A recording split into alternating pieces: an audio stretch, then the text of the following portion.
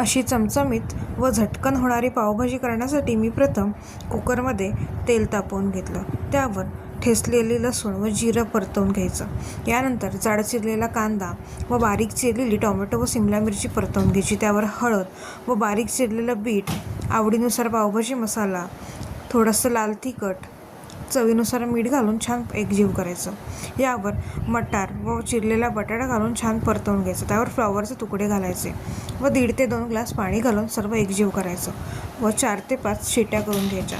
यानंतर भाजी थंड झाली की पाणी व भाजी हे वेगळं करून भाजी स्मॅश करून घ्यायची. यानंतर एका पॅनमध्ये तेल घेऊन ते तापलं की त्यावर थोडंसं हिंग व बारीक चिरलेला कांदा घालून त्यावर काश्मीरी मिरची पावडर, पावभाजी मसाला घालून छान परतायचं. भाजी शिजवलेलं पाणी त्यामध्ये ओतून छान त्याला तर्री आली की स्मॅश केलेली भाजी त्यात एकजीव करायची.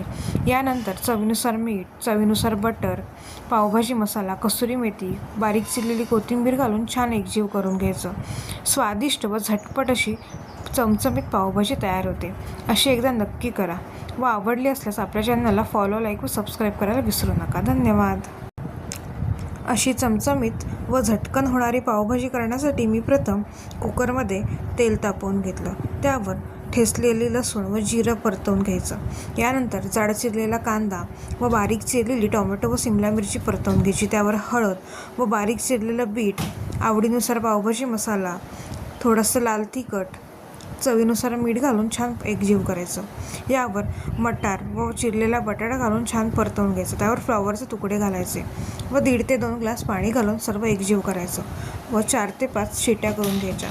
यानंतर भाजी थंड झाली की पाणी व भाजी हे वेगळं करून भाजी स्मॅश करून घ्यायची. यानंतर एका पॅनमध्ये तेल घेऊन ते तापलं की त्यावर थोडंसं हिंग व बारीक चिरलेला कांदा घालून त्यावर काश्मीरी मिरची पावडर, पावभाजी मसाला घालून छान परतायचं. भाजी शिजवलेलं पाणी त्यामध्ये ओतून छान त्याला तर्री आली की स्मॅश केलेली भाजी त्यात एकजीव करायची. यानंतर चवीनुसार मीठ, चवीनुसार बटर, पावभाजी मसाला, कसुरी मेथी, बारीक चिरलेली कोथिंबीर घालून छान एकजीव करून घ्यायचं.